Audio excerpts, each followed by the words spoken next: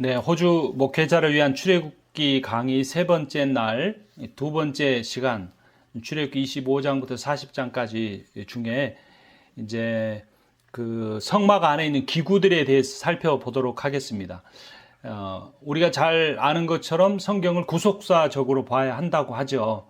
구속사적으로 보는데 특히 이 성막 자체가 아까 말씀드린 대로 성전에 이어서 예수 그리스도로 이어지기도 하고, 그 성막 안에 있는 기구들이 그 예수 그리스도의 사역과 예수 그리스도의 인격, 본질을 드러내주는 그런 것을 모형론이라고 하죠.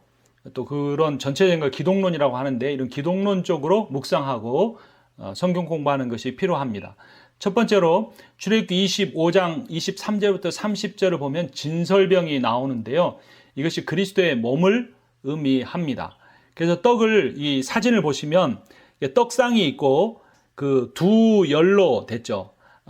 한 열에 떡 6개, 또 한 열에 6개, 그래서 12지파를 의미하기도 하고, 이것이 신약과 연결시켜 볼 때는 요한복음 6장 35절의 말씀과 이어집니다. 예수께서 이르시되 나는 생명의 떡이니 내게 오는 자는 결코 줄이지 아니할 터요 나를 믿는 자는 영원히 목마르지 아니하리라. 그래서 여기서 생명의 떡이라는 표현은 성찬식에서 표현하는 대로 그리스도의 몸을 의미하기도 하고, 그러니까 우리가 그럼 예수 그리스도의 지체가 되는 거죠. 그리고 예수 그리스도의 말씀을 의미하기도 합니다. 그래서 출애굽기 25장의 진설병도 하나님의 말씀을 의미했던 것이고, 오실 메시아의 몸을 의미하기도 합니다. 또 이어지는 31절부터 40절에는 등잔대 또는 등대, 금등대라고 하는 게 나오죠. 그래서 좌로 3가지, 우로 3가지가 있고 가운데 한 가지가 있어서 총 7개의 가지가 있고 한 가지마다 3개의 꽃받침이 있다. 뭐 이런 식으로 설명이 되어 있습니다. 근데 중요한 것은 이 성막에는 창문이 없었기 때문에 어두웠죠. 그래서 그 안에 들어가서 가장 먼저 등대에 불을 피워 놓아서 빛이 비추게 했습니다. 이것은 빛 대신 그리스도를 상징합니다. 요한복음 1장 4절 9절을 보면 그 안에 생명이 있었으니 이 생명은 사람들의 빛이라. 참 빛 세상에 와서 각 사람에게 비추는 빛이 있었나니. 예수 그리스도가 자기 자신이 스스로 말씀하시기도 합니다. 요한복음 9장 5절에 보면 내가 세상에 있는 동안에는 세상의 빛이로다. 자, 어두움이란 건 뭘 의미합니까? 어디로 갈지 모른다, 이런 의미죠. 빛은 뭐를 의미합니까? 그 바다 위에서 등대가 빛이 비춰주면 이정표가 되듯이 하늘의 그 북극성이 동서남북을 이렇게 가르쳐주는 이정표가 되듯이 빛이라는 것은 이정표가 되어주는 겁니다. 그런데 요한복음에서는 그런 이정표만 아니라 생명의 빛이다라고 말씀합니다. 그래서 아까 떡도 생명의 떡이죠. 그래서 예수 그리스도는 죽어버린, 영생을 잃어버린 사람들에게 생명이 되시고 영생이 되시는 겁니다. 여러분, 영생은 이터널 라이프라는 의미, 계속되는 생명이라는 의미가 아니고 가들리 라이프라고 하는 의미를 갖습니다. 그러니까 신적 생명을 의미하는 거죠. 아까 그 부활 이후의 심판을 말씀드렸는데, 생명, 영생의 부활로 가는 사람도 영원히 죽지 않지만 영벌의 부활도 영원히 죽지 않습니다. 영생은 시간적으로 오래 사는 것이 아니고 하나님의 생명으로 사는 겁니다. 그래서 종말론적 의미로서는 오늘 지금도 우리는 영생을 누릴 수가 있는 거예요. 하나님의 생명으로 사는 거죠. 그래서 여러분, 거듭나다는 말도 reborn 이런 의미가 아닙니다. born again이 아니에요. 아노텐이라는 헬라어인데 위로부터 오는 생명으로 다시 태어나다, 이런 의미가 있습니다. 그래서 영생의 의미도 그렇고 거듭남의 의미도 그렇고 하나님의 생명으로 산다는 거예요. 제한된 인간의 지혜가 아닌 영원한 하나님의 지혜, 제한된 인간의 생명이 아닌 영원한 하나님의 생명, 하나님을 절대적으로 의뢰하며 붙잡고 사는 그런 삶. 그래서 빛도 생명을 비추는 것입니다. 자, 휘장은 거기서 이제 25장에서 이어져서 26장으로 가면 1절부터 37절에 길게 설명이 되어 있습니다. 예수 그리스도께서 십자가에 죽으실 때 휘장이 둘로 찢어졌죠. 그래서 이 휘장이란 성소와 지성소를 구분해주는 커튼인데, 그 커튼 사이는 1년에 한 번 대제사장만 들어갈 수가 있었어요. 대제사장도 자신의 죄를 완전히 속죄함 받지 않으면 그 안에 들어가서 죽었기 때문에 그 옷 끝에 방울을 달고 몸에 줄을 묶어서 대제사장이 살아있으면 방울소리가 계속 났는데 방울소리가 멈추면 죽었구나 해서 그 안에 시신을 꺼내러 가면 그 사람도 죽기 때문에 이미 묶어놓은 줄을 당겨내서 제사장의 시신을 밖으로 꺼낼 수가 있었던 겁니다.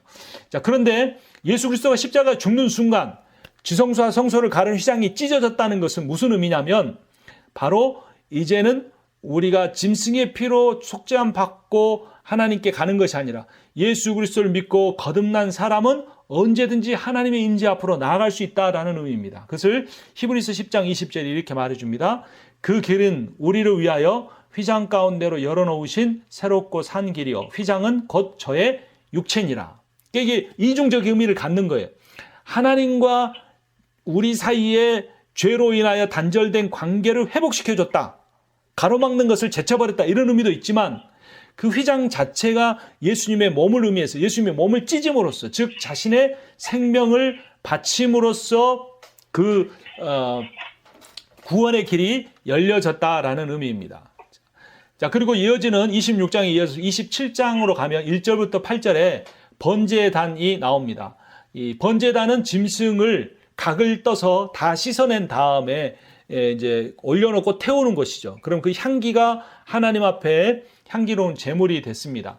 이 죽음의 자리, 불태워지는 자리, 희생되는 자리는 그리스도의 죽음을 의미합니다. 로마서 3장 25절을 보면 이 예수를 하나님이 그의 피로 인하여 믿음으로 말미암는 화목제물로 세우셨으니 이는 하나님께서 길이 참으시는 중에 전에 지은 죄를 관과하심으로 자기의 의로우심을 나타내려 하심이니. 그래서 화목 제물이란 그 짐승이 죽음으로써 두 인격 사이의 관계가 회복되었다. 화목하게 되었다라는 거죠. 그래서 예수 그리스도께서 우리 죄를 위하여 죽으셨기 때문에 우리가 이미 지은 죄값을 치렀으니까 우리는 이제 죄값을 치르지 않고 하나님의 자녀로 의로운 하나님의 백성으로서 살아갈 수 있게 됩니다. 그것이 번제단의 의미와 그리스도의 죽음의 의미입니다. 자, 이제 29장으로 이제 건너뛰면 대제사장이 나오는데요. 대제사장이 입고 있는 옷 부분과 관련된 뒤에서 좀 더 자세히 살펴볼 텐데 어찌됐건 대제사장은 예수 그리스도를 의미합니다. 모든 백성들을 대신해서 지성소로 들어갔던 대제사장이 우리의 모든 죄를 위하여서 십자가에 죽으신 대제사장으로서의 그리스도와 그분이 완성하신 구원을 예표해 줍니다. 히브리서 5장 8절에 10절을 보면 그가 아들이시면서도 받으신 권한으로 순종함을 배워서 온전하게 되었은즉 자기에게 순종하는 모든 자에게 영원한 구원의 근원이 되시고 하나님께 멜기세덱의 반차를 따른 대제사장이라 칭하심을 받으셨느니라. 예. 그래서 이제 예수님이 대제사장의 궁극적인 본체시다라는 거죠. 자, 이어지는 30장으로 이제 가면 분향단이 나옵니다. 30장 1절부터 10절에 분향단은 이제 이 향을 계속해서 피워야 했습니다. 이 향은 기도를 의미하죠. 기도를 그리스도와 연결시킬 때 지금도 예수 그리스도는 하나님의 보좌 우편에서 우리를 위하여 중보하신다고 로마서에 나와 있죠. 또 히브리서 7장 25절을 보면 그러므로 자기를 힘입어 하나님께 나아가는 자들을 온전히 구원하실 수 있으니 이는 그가 항상 살아서 저희를 위하여 간구하심이니라. 지금도 그리스도께서 우리를 위하여 기도하신다. 참 신비스러운 일이죠.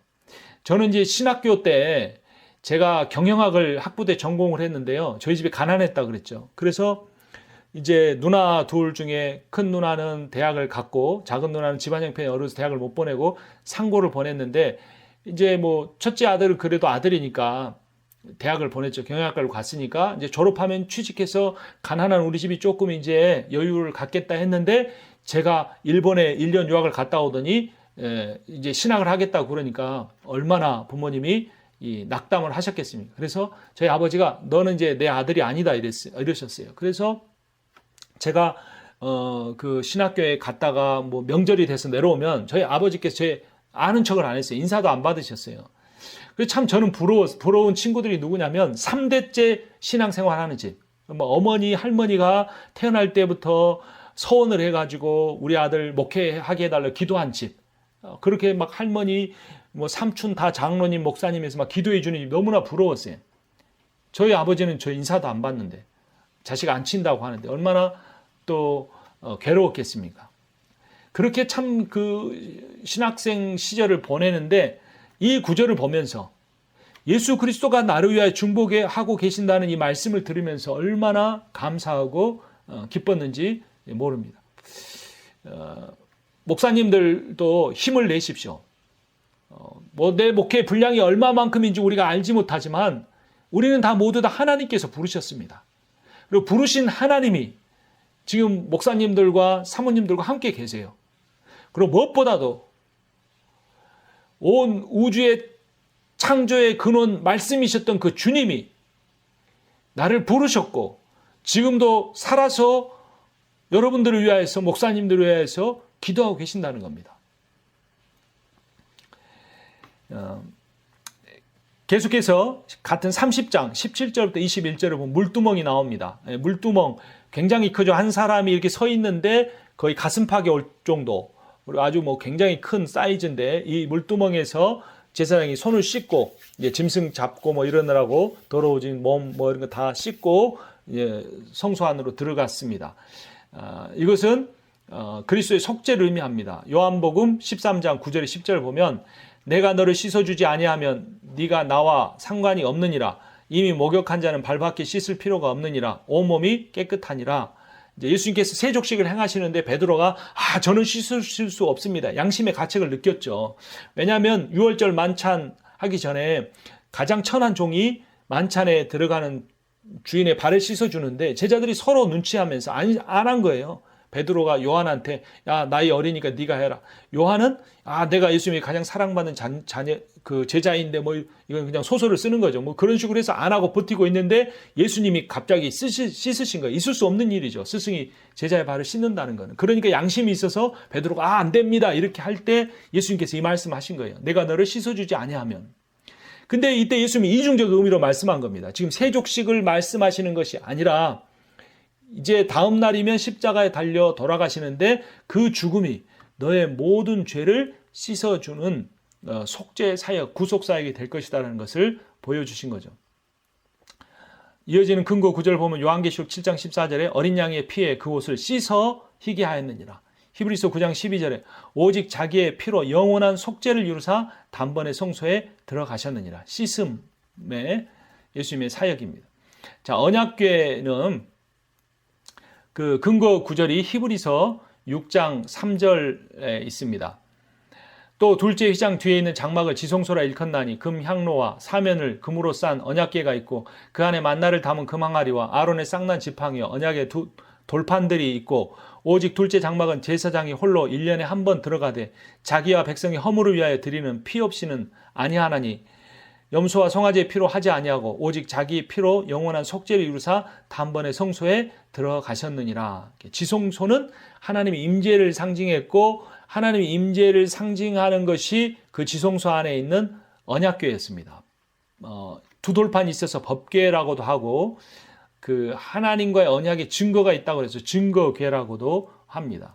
그래서 예수님께서 그 언약궤가 들어있는 지성소로 들어가심으로 그 모든 백성의 죄를 씻음으로써 하나님께서 자기 백성을 택하시고 구원하시겠다고 한 그 언약을 성취하셨다. 그래서 예수 그리스도께서 이 언약궤의 실체이시기도 합니다. 자, 그래서 이제까지 살펴본 그 성막과 성막의 기구들을 보면 왼쪽에 성막의 그림이 있죠.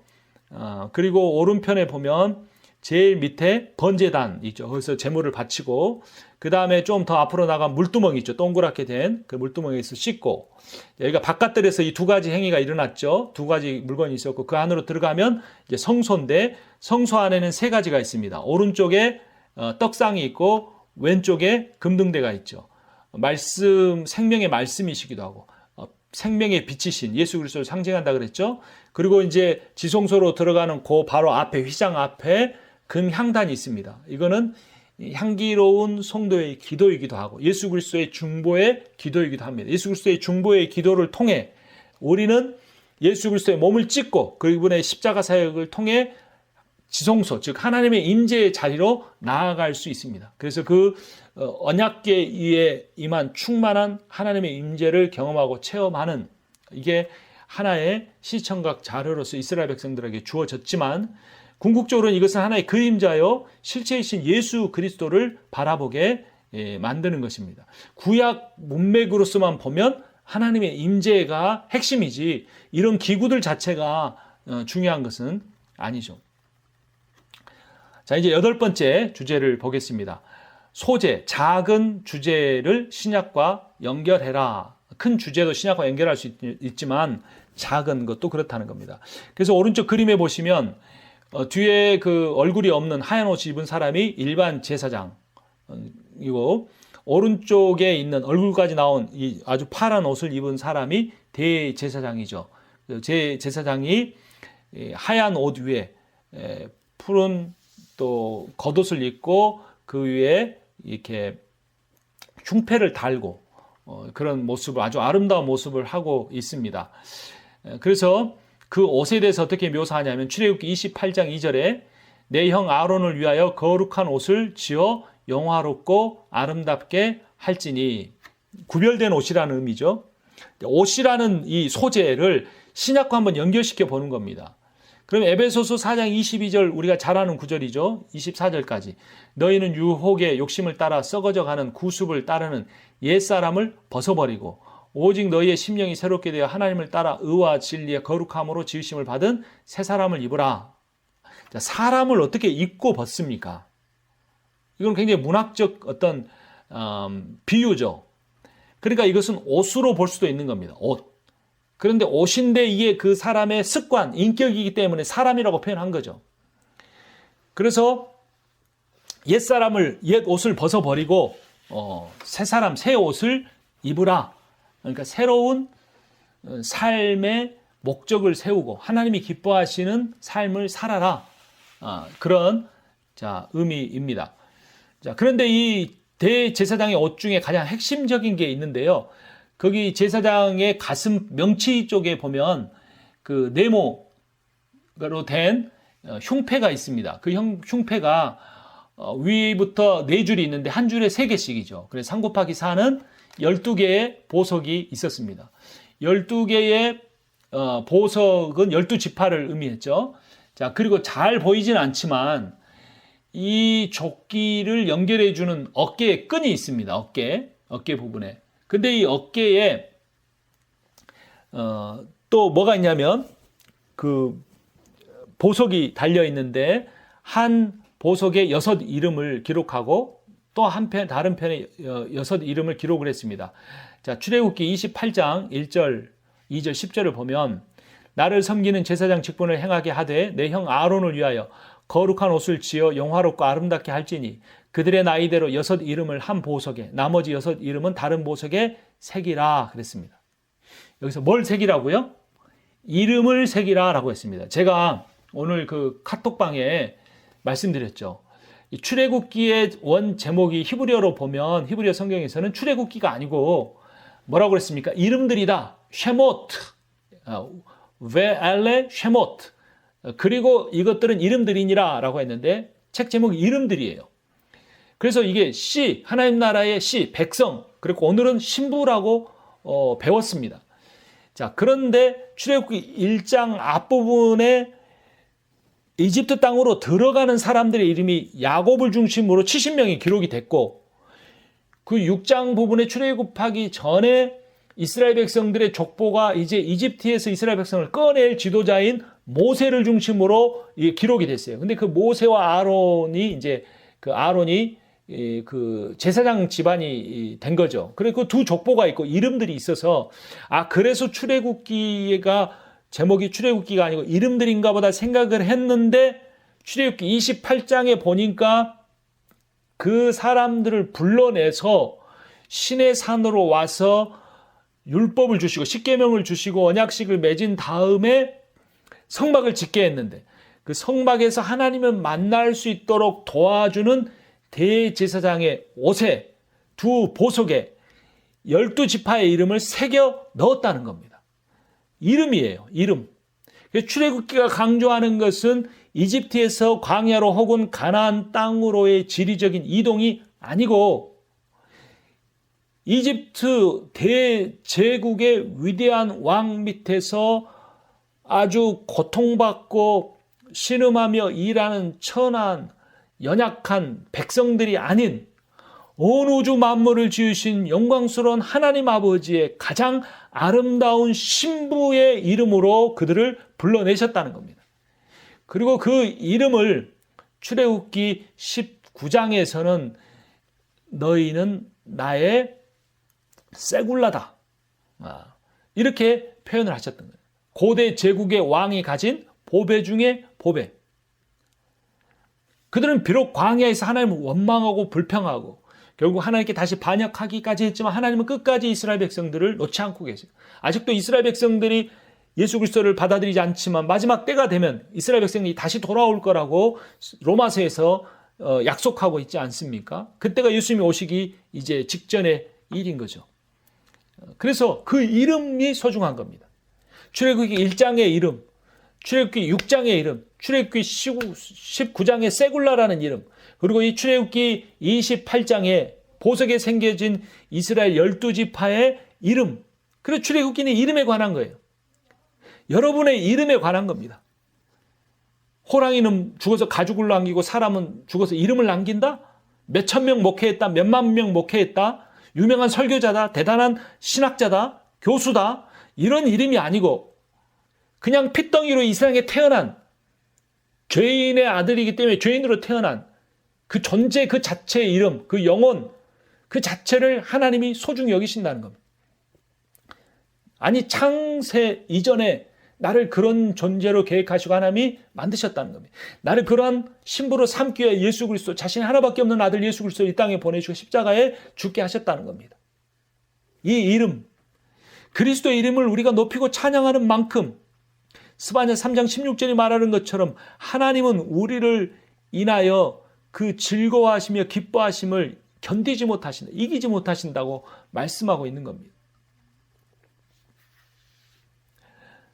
그 그림 밑에 있는 출애굽기의 제목이 출애굽기가 아니고 이름들인 이유가 무엇인가? 제가 다시 한번 읽어보겠습니다. 출애굽기가 기록된 목적이 이스라엘 백성이 이집트에서 가나안 땅으로 지리적으로 이동하는 것이 아니기 때문이다. 출애굽기의 주제는 하나님께서 이집트 노예에 불과한 이스라엘 백성들을 구원해내시고 그들의 이름을 세굴라라 하시고 제사장이 흉패에 달린 보석에 그들의 이름을 새기신 사건이다. 하나님은 그들을 자신을 사랑하는 귀한 신부로 맞으셨다. 이 보석의 이미지에 우리의 이름과 연결을 시키는 거죠. 그래서 그 위에 보면 계시록 21장 11절 19절 보면 하나님의 영광이 있어 그 성의 빛이 지극히 귀한 보석 같고 벽옥과 수정같이 막더라. 그 성의 성곽의 기초석은 각색 보석으로 꾸몄는데 벽옥이요 남보석이요 옥수요 녹보석이요, 한국말로 하면 잘 안 닿으시죠. 사파이어, 그다음에 에메랄드, 뭐 이런 우리가 잘 아는 보석들입니다. 이건 하나의 비유입니다. 최고의 가치를 의미하는 거죠. 그 위에 베드로전서 2장 9절을 보면 그러나 너희는 택하신 족속이요 왕 같은 제사장들이요, 왕의 직책인데 제사장의 직책인데 왕의 어떤 권위를 가진 그런 존재로 우리를 부르셨다는 겁니다. 아담의 부왕의 지위를 다시 우리에게 회복시켜 줄 거예요. 그래서 1000년 동안 왕노릇, 영원 동안 하나님 나라를 통해 우주를 다스리는 일에 우리를 부르실 것인데 그 이름을 그 하나님 나라에 미리 새겨 놓으셨다는 겁니다. 그런 의미에서 출애굽기의 제목이 출애굽기가 아니고 이것이 이름들이다라는 게 어떤 의미인가? 그것이 지리적 이동이 아니다라는 게 어떤 의미인가? 구원이란 무엇인가 읽어봅니다. 구원이란 단지 세상에서 교회 예배당 안으로의 이동이 아니다. 많은 사람들이 열등감, 패배감, 무력감 속에서 살아가고 있다. 그러나 우리는 세상의 노예가 아니고 아름답고 귀한 그리스도의 존귀한 신부임을 깨닫자. 이것이 목회자가 세상을 향하여 외칠 복음의 내용이고 부름을 받은 소명의 내용이다. 여러분 목회하면서 어떤 고민이 있습니까? 변화되지 않는 성도들, 보면서 힘들지 않습니까? 그런데 어떻게 목양할 것인가? 한번 따라서 고백해 보면 좋겠습니다. 다른 사람들을 바꾸려고 하지 말자. 사람은 변화되지 않습니다. 다른 사람을 바꾸려고 하지 말고 자신을 바꾸려고 하라. 근데 정작 목회자인 저도 안 바뀝니다. 제가 오늘 2시간, 3주에 걸쳐서 2시간 이상씩 계속 외쳤지만 그렇게 외치고 있는 제가 가장 안 바뀝니다. 솔직한 고백입니다. 목회를 그만두고 싶은 생각이 들 때도 많고, 목회자는 자기 교회 성도들에 대해서만 그렇게 생각하지만 저는 목사님들에게 강의까지 하고 있는데, 그런데 하나님이 놀라운 사실을 말씀하십니다. 자신을 바꾸려고도 하지 말라는 겁니다. 나도 안 바뀝니다. 성도만 안 바뀌는 게 아니라 나도 안 바뀌어요. 인간이기에, 죄인이기에 안 바뀝니다. 자신을 바꾸려고 하지 마시고 어떻게 해라? 자신을 사랑하십시오. 목사님들 자신을 사랑하십니까? 사모님들 자신을 사랑하십니까? 하나님은 우리에게 변화된 뒤에, 바뀐 뒤에, 성화된 뒤에 나오라고 하지 않으십니다. 그대로 오라고 하십니다. 왜 그런가? 예수님 요한복음 15장에서 말씀하셨죠. 포도나무 가지는 스스로 열매를 맺을 수가 없다. 어떻게 하면 된다? 포도나무에 붙어 있기만 하면 된다. 그러니까 단 한 가지만 점검하면 되는 겁니다. 요한복음 15장 5절 보면 나는 포도나무요 너희는 가지니 저가 내 안에 내가 저 안에 있으면 이 사람은 과실을 많이 맺나니 나를 떠나서는 너희가 아무것도 할 수 없습니다. 한 가지만 점검하면 됩니다. 예수 안에 거하고 계십니까?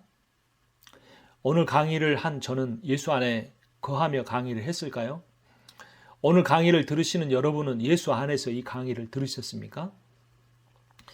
예수 안에 있는 사람은 예수를 닮습니다. 노력해서 하는 게 아니고 예수 안에 있을 때 예수가 나를 변화시키십니다. 목사가 하나님을 사랑하면 성도들도 하나님을 사랑합니다. 목회자가 수의 증가에 매달리면 성도들도 사람을 숫자로 봅니다. 그것이 오늘날 한국교회의 모습이기도 합니다. 목회의 목적이 뭘까요? 목회 참 잘했다라고 사람들에게 칭찬받는 것이 아닙니다. 한때 얼마나 한국교회 수도권을 중심으로 목회, 성공한 목회자 4인방 이야기하지 않았습니까? 다 지나갔습니다. 덧없는 겁니다. 그런데도 우리 안에는 그렇게 사람들에게 칭찬받고자 하는 마음이 있을 수 있습니다. 그것은 비즈니스에서 성공하려는 욕망이나 목회에서 성공하려고 하는 욕망이나 다를 것이 없습니다. 성과 속은 어떤 지리적으로 장소적으로 구별되는 게 아닙니다. 하나님과의 관계를 통해 드러나는 겁니다. 비즈니스를 해도 하나님과의 관계에서 할 수 있고 목회를 해도 하나님과 아무 관련 없이 할 수도 있습니다. 어떻게 해야 됩니까? 예수 안에 거하는 겁니다. 그래서 대제사장이신 예수의 가슴에 새겨지는 겁니다. 내 이름이. 그래서 예수 안에 거하면 됩니다. 지금 예수 그리스도께서 우리에게 말씀하십니다. 내가 너를 목사로 사모로 지명하여 불렀다. 너는 내 것이다. 그러니 내 안에 거하라. 이 찬양 우리가 같이 불렀으면 좋겠는데요. 나의 안에 거하라. 나의 안에 거하라. 나는 내 하나님이니 모든 환난 가운데 너를 지키는 자라. 두려워하지 말라. 내가 널 도와주리니. 놀라지 말라. 내 손 잡아주리라. 내가 너를 지명하여 불렀나니 너는 내 것이라. 내 것이라. 너의 하나님이라. 내가 너를 보배롭고 존귀하게 여기노라. 너를 사랑하는 내 여호와로라. 이 찬양의 가사가 하나님이 여러분들을 3주 동안의 강의로 부르신 하나님의 목적이었습니다. 3주 동안의 강의를 여러분들에게 하게끔 저를 만드신 목적이 바로 그거였습니다. 단 하나, 예수 안에 거하는 것, 하나님 안에 거하는 것입니다. 여러분은 하나님의 것입니다. 하나님이 책임지십니다. 그 선교사님이 기도원에 가서 두려움에 부르짖으며 떨 때 다른 한 목사님을 통하여 들은 것처럼 주님에 대한 반석 같은 믿음 하나면 됩니다. 사람들의 반응이 아니요 내가 목회 사역에 어떤 성과나 열매를 거두어 드림이 아닙니다. 내가 예수 안에 거하는 것이 목회의 목적이요 신앙생활의 목적인 겁니다. 그래야 할 때 하나님께서 모든 환난 가운데서 목사님들을 지켜주실 겁니다. 두려워하지 마십시오. 하나님께서 목사님들을, 사모님들을 도와주실 겁니다. 그 하나님이 어떻게 보신다고요? 보배롭고 존귀하게 계십니다. 그래서 저는 예배 시간에 항상 세 가지를 성도들과 반복합니다. 오른손을 가슴에 대고 하나님은 나를 사랑하십니다. 나는 하나님의 존귀한 사람입니다.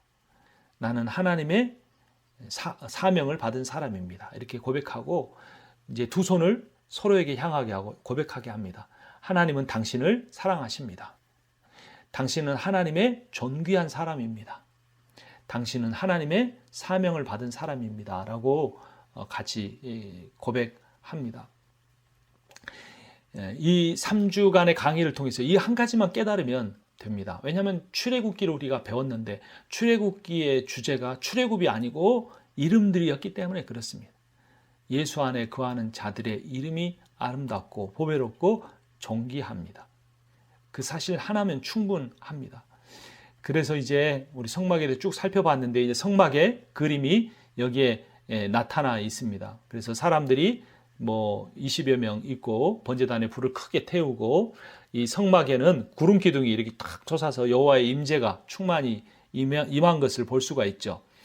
자, 신학적 관점에서 성경을 볼 필요가 있습니다. 성막은 신학적으로 볼 때 하늘과 땅이 만나는 곳입니다. 하늘은 하나님의 장소, 땅은 인간이 거하는 장소가 서로 성막을 통해 연결됩니다. 또한 성막은 하늘의 축소판입니다. 그래서 하늘을 바라보는 곳이기 때문에 귀히 여김을 받아야 합니다. 레위기 19장 30절을 보면 내 안식일을 지키고 내 성소를 귀히 여기라. 나는 여호와이니라. 귀히 여겨야 합니다. 하늘 성전의 모형이기도 합니다. 히브리서 8장 5절을 보면 그들이 섬기는 것은 하늘에 있는 것의 모형과 그림자라. 모세가 장막을 지으려 할 때 지시하심을 어둠과 같으니 이르시되 삼과 모든 것을 산에서 내게 보이던 본을 따라 지으라 하셨느니라. 또 성막은 그리스도의 모형이기도 합니다. 히브리서 9장 23절 24절을 보면 그러므로 하늘에 있는 것들의 모형은 이런 것들로서 정결하게 할 필요가 있었으나 하늘에 있는 그것들은 이런 것들보다 더 좋은 제물로 할지니라. 그리스도께서 참것의 그림자인 손으로 만든 성소에 들어가지 아니하시고 바로 그 하늘에 들어가사 이제 우리를 위하여 하나님 앞에 나타나시고 라고 합니다. 그래서 아까 우리가 성막 안에 있는 기구들이 다 예수 그리스도의 사역을 어떤 예표하는 그림자였고 그리스도가 본체라고 말씀했는데 그 성막 안에 있는 기구들만 아니라 성막 자체가 그리스도를 상징한다라는 것이죠. 또 성막의 기능은 이스라엘 백성을 인도하는 역할을 했습니다. 출애굽기 40장 38절을 보면 낮에는 여호와의 구름이 성막 위에 있고 밤에는 불이 그 구름 가운데 있음을 이스라엘의 온 족속이 그 모든 행진하는 길에서 그들의 눈으로 보았더라. 여기서는 제가 앞에서 말씀드린 것과 조금 다르죠. 하나님이 보이지 않는다 그랬고 하나님 뜻이 무엇인지 잘 모른다고 했는데 우리가 하나님의 체험을 강렬하게 하는 것이 아니고 하나님에 대한 갈급함만 유지하면 된다고 했는데 여기서는 여호와의 영광과 여호와의 인도하심이 선명하게 구름기둥과 불기둥으로 드러났는데 어떻게 된 것입니까? 라고 말할 수 있어요. 자, 그러면 한 가지 제가 묻겠습니다. 목사님들은 하나님의 뜻이 무엇인지 모르십니까? 우리가 모른다고 할 때는 어떤 전제를 가지고 있냐면 어떤 길을 선택했을 때 내게 더 유익이 되고 우리 교회에 유익이 되겠느냐라는 인간적인 관점을 가지고 점치듯이 하나님의 뜻을 묻기 때문에 모르는 것이에요. 출애굽기는 이미 가운데 토막에서 가르쳐 줬잖아요. 하나님의 뜻은 율법에 드러났어요. 율법의 중심에 십계명이 드러났어요. 십계명의 중심은 뭡니까? 1계명부터 4계명까지 하나님 사랑, 5계명부터 10계명은 이웃사랑으로 드러났어요. 내 온 마음을 다하고 뜻을 다하고 힘을 다하여 주 여호와 너의 하나님을 사랑하라. 그리고 내 이웃을 내 몸과 같이 사랑하라 라고 예수님이 풀어서 설명해 주셨고 구약에서도 이미 그렇게 말하고 있는 거예요. 그래서 낮에는 구름기둥이 이스라엘 백성을 인도하고 밤에는 불기둥이 인도했던 건 뭐냐면 낮에 그 뜨거운 햇빛으로부터 이스라엘 백성들을 보호해주고 밤에 그 추위로부터 불기둥이 그들을 따뜻하게 보호해 주실 뿐만 아니라 어디로 갈지 이정표를 알려주셨는데 그래서 나침판과 같은 역할을 한 건데 그 나침판은 오늘날 우리에게 분명하게 주어져 있는데 하나님을 사랑하는 것이고 이웃을 사랑하는 것이에요. 근데 사실 하나님을 사랑하고 이웃을 사랑하는 것도 너무나 추상적이에요. 너무나 범위가 넓어요. 그래서 제가 아까 말씀드렸죠. 하나님과 나와의 관계가 보이지 않지만 그 보이지 않는 것을 보이는 실체로 반사시켜주는 거울이 있는데 그게 뭐다? 제 아내와의 관계다 그랬습니다. 목사님들, 사모님들과의 관계가 하나님과 관계를 나타내주고 성도들한테 어떻게 아름답게 섬기고 좋은 말을 하든지 간에 사모님에게 그런 말들을 하지 못하면 그것은 내가 목회자라는 직업인으로서 성실한 것뿐이지 내가 예수 안에 거함으로 포도가지가 포도나무에 연결되어 포도 열매를 맺는 것 같은 즉 성령의 열매 사랑과 일합과 화평과 자비와 온유와 오래 참음과 자비와 충성과 온유와 절제 이런 열매가 아니라는 거죠. 성령의 열매가 아니라는 거죠. 그래서 하나님은 보이지 않으십니다. 그래서 우리가 힘듭니다. 그래서 우리가 금송아지와 같은 다른 무엇인가로 바꾸려고 하는데 그런 것들은 되게 물질적인 것, 가시적인 것, 만질 수 있는 것인데 그게 아니고 분명한 하나님의 인도하심과 하나님의 뜻은 사랑이고 그 사랑은 누구를 통해서 드러난다? 부부관계를 통해서 드러난다. 그래서 창세기 2장에서 부부관계 당신은 내 뼈 중에 뼈요 살 중에 살이라. 당신이 곧 납니다라는 그 고백이 가장 아름다운 사랑의 고백이었는데 타락으로 인해 하나님과 관계만 깨어진 게 아니라 부부관계가 깨어졌는데 그 부부관계 깨어짐이 에베소서 6장에서 남편과 아내의 관계를 그리스도와 교회의 관계로 표현하면서 그것이 다시 온전한 관계로 그리스도를 경외함으로 피차 복종하는 관계로 회복되어야 한다고 한 것처럼 결국에 이 모든 것들은 관계에 관한 겁니다. 하나님 나라도 결국은 관계에 관한 겁니다. 내가 이 세상에서 어떤 관계로 살아갈까? 근데 그 모든 보이지 않는 하나님의 관계나 보이는 사람들과의 관계를 그것을 그 색깔을 하나님 원하신 색깔인지 아닌지를 드러내 주는 것이 부부 관계다.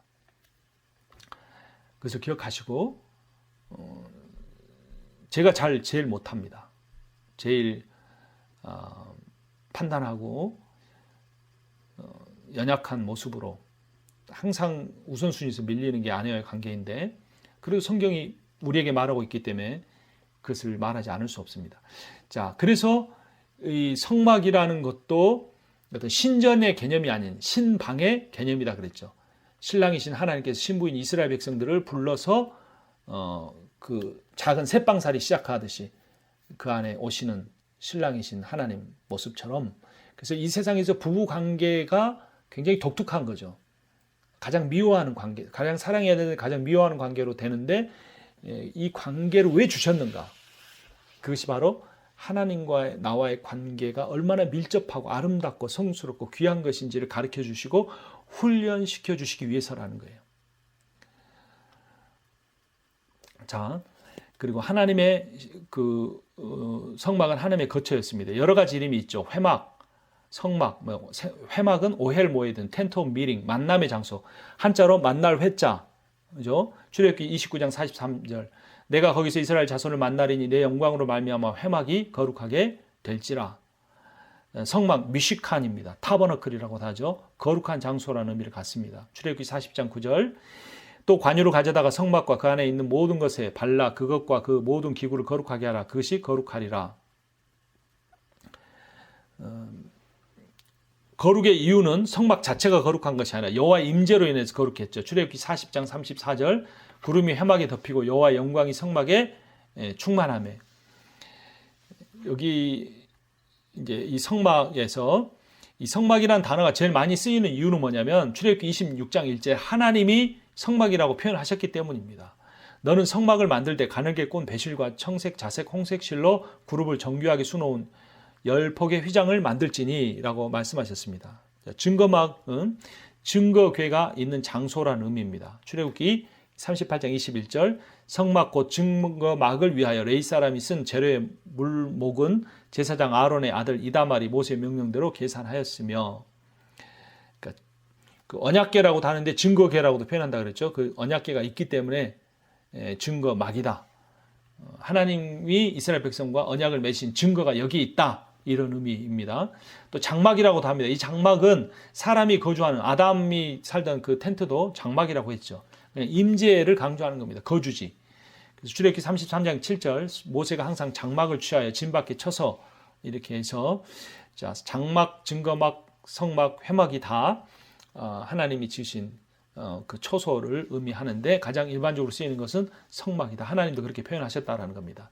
이제 마지막으로 이 성막을 하나님 나라의 기독론과 종말론적 관점에서 우리가 보아야 하는데요. 요한복음 1장 1절과 14절 보면 태초에 말씀이 계시니라 이 말씀이 하나님과 함께 계셨으니 이 말씀은 곧 하나님이시니라 말씀이 육신이 되어 우리 가운데 거하시며 우리가 그의 영광을 보니 아버지의 독생자의 영광이요 은혜와 진리가 충만하더라 했는데요. 그러니까 성육신 태초에 천지를 창조하신 본체가 말씀인데 그 말씀이 예수 그리스도인데 그 예수 그리스도가 인간의 육신이 되어서 입어서가 아니고 되어서 우리 가운데 거하셨다. 근데 거하셨다라는 이 단어가 헬라어로 스케노입니다. 스케노. 천막을 치다. 어디에 잠깐 살다. 이런 의미예요. 근데 스케노의 명사형이 스케네인데 70인경이 구약 성경을 헬라어로 번역한 건데 구약의 성막이라는 단어를 헬라어로 스케네라고 번역을 한 거예요. 그러니까 성육신은 뭐다? 구약의 성막 건축이다 이거예요. 그러니까 그 전지전능하신 하나님이 그 거룩하신 하나님이 죄인의 무리 가운데 들어와서 그 또 노예들의 집단 거주지 가운데 하비루의 그 연약한 자들 가운데 들어와 사셨던 그 모습 스캐너가 그 성막이 예수 그리스도가 하늘 보좌를 버리시고 인간이 되어서 인간들 사이에 와서 사시는 모습하고 정확하게 원어로 일치를 한다는 거예요. 그래서 빌립보서 2장 6절에 7절을 보면 그는 근본 하나님의 본체시나 하나님과 동등됨을 취할 것을 여기지 아니하시고 오히려 자기를 비워 종의 형체를 가지사 사람들과 같이 되셨고 성육신 하셨다라는 겁니다. 하나님이 인간이 되어서 인간 안에 거주하시는 것. 이것이 성막의 핵심이요. 예수 그리스도의 성육신의 핵심이요. 이것이 기독론적으로 정확하게 일치한다라는 겁니다. 성막에 임한 여호와의 영광이 그리스도의 성육신을 통해 다시 드러났죠. 출애굽기 40장 35절에 모세가 회막에 들어갈 수 없었으니 이는 구름이 회막 위에 덮이고 여호와의 영광이 성막에 충만하였으며 라고 합니다.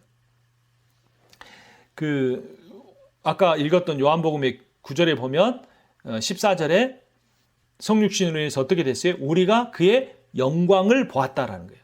성육신한 예수를 본 것이 하나님의 영광을 본 것이라는 거죠. 이게 아버지의 독생자의 영광이고 그 안에 은혜와 진리가 충만했는데 그 영광이 어디로부터 온 영광이냐면 바로 출애굽기 40장 35절에 회막 건축이 완성된 후에 그곳에 임한 여호와의 영광이라는 겁니다. 스케노어뿐만 아니라 쉐키나 영광, 하나님의 성막에 임한 쉐키나의 영광 또한 정확하게 일치하고 있습니다. 이것은 창조의 영광이고 요한복음 17장 5절 보면 아버지께서 창세전에 내가 아버지와 함께 가졌던 영화로서 즉 영광으로서 지금도 아버지와 함께 나를 영화롭게 하소서. 그러니까 이 창세전의 영광 즉 창조 때의 영광이 성막의 쉐키나의 영광이 되어서 성육신의 독생자의 영광이 되어서 지금 요한복음 17장 5절에서는 지금도 아버지와 함께 이 영화롭게 하옵소서 십자가의 죽으심이 하나님의 영광을 드러나게 해주십시오. 이것은 구속의 영광이 되는 것이고 이 구속의 영광이 결국 종말의 영광으로 이어지는데 마태복음 16장 27절에 보면 인자가 아버지의 영광으로 그 천사들과 함께 오리니 그때 각 사람이 행한 대로 갚으리라. 그래서 재림 때, 종말의 때에 그 영광이 이제 완성이 된다라는 겁니다.